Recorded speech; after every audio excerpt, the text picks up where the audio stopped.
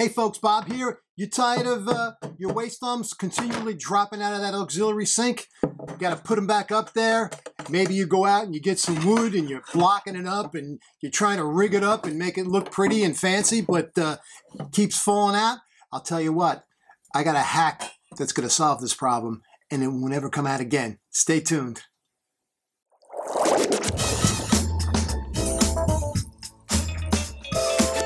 So here's the deal, folks. The waste arm keeps falling out.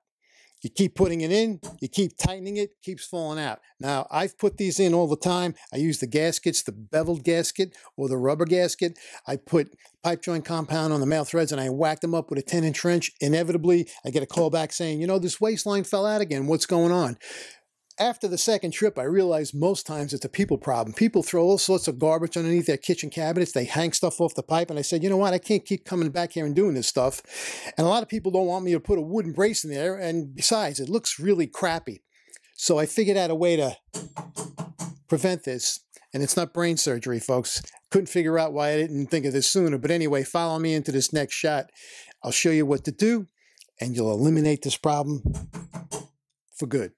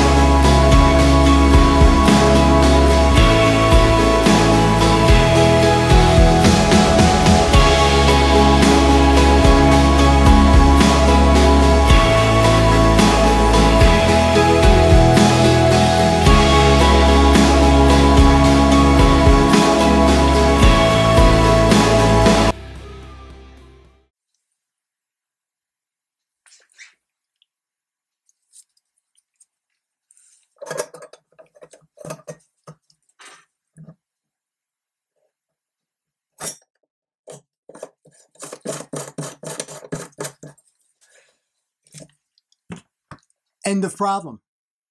Pretty cool. All right, a couple of things you're going to have to remember, guys, is this. Normally, when you're putting your tailpiece that goes up to the sink inside of this waste arm, you know, you would measure from the face of the strainer and add approximately an inch and a half, because you want to get that tailpiece into the waste arm. But if you run across a situation where you're continually having to go back because this thing is dropping out, then you're going to want to go into that double flange solution. So what you'll do is you'll put a flange on both ends. And I do that simply with my 10-inch wrench. But what you're going to want to do is measure face to face. So from the face of the strainer actually to the face of the waste bend, and you're going to want to make sure you have a torpedo level on there. You're going to want to maintain your pitch. And after you get those two flares on there, you'll put your gaskets on each end, one on one end, one on the other end. And, you know, essentially, once you make these nuts up, there is no way this thing is going to drop down. Now, I'll say this, if you have relatively light gauge tubing, 20 gauge, 22 gauge, this is relatively simple to do. But the heavier gauge tubing you have, the more difficult it's going to become to bend. And I would say this, you got to be working with minimally, I would say, in my experience, an 8-inch piece. Anything smaller than that, it's going to be really tough to hold on to it and get this going. I mean, I've done it on 6-inch pieces, but it's taken me maybe a few tries before I get it. And excuse me for not getting this done faster, but, you know, I am conscious of the camera. And I was trying to be careful of the camera. I can usually make these pretty fast. But if you're dealing with 20 gauge tubing, 22 gauge tubing, I find for me, my offset wrench, I get a little better leverage with it than with a straight wrench, if you can believe it. And because the wrench is kind of rounded, and I'll just, you know, you just start. You got to go around, and start it. Here's a plain piece of tubing. And now this piece of tubing here is a little heavier. It's a little heavier gauge tubing. And to do this one, I can do it, but, you know, with the camera being in the way, I don't want to chance it. But you're going to have to go around. Once you got it peened over, I would then come along and get my hammer and let me say this, guys. You know, most of the times, you know, if I have a 12-inch tailpiece and I have to cut 6 inches of it off, or, you know, 2 inches of it off, I still have some left, and so I don't throw these plain end tailpieces away. I mean, I end up making tailpieces out of them. So I'll make my own tailpieces, go around with this method. And normally what I do is I take the nut, and when I'm ready to make my final flare with the hammer, I will actually turn the nut upside down. This way, when I whack it over, I'm whacking it against the flat surface of the nut, and it tends to come out really, really nice. When you're doing a double flange and you're trying to do it to keep the waste arm up, you know, you're not going to be able to do that because both the nuts are going to be facing this way. So you're going to have to do your best to make a free-handed flange, which is what I did here on both ends. And, you know, it doesn't have to be terribly perfect. I mean, you want to get it as close as you can, but bear in mind, you're going to be using the washer. So there you go, guys. This is a way to keep these stupid waste arms from falling down and you getting unnecessary callbacks. So hope you enjoyed the video. I hope you subscribe. I hope you give me a thumbs up. I hope you leave your comments down below. You know, what are you guys doing? How are you keeping these waste arms from falling? And I look forward to seeing you guys in the next video. Stay well and happy plumbing.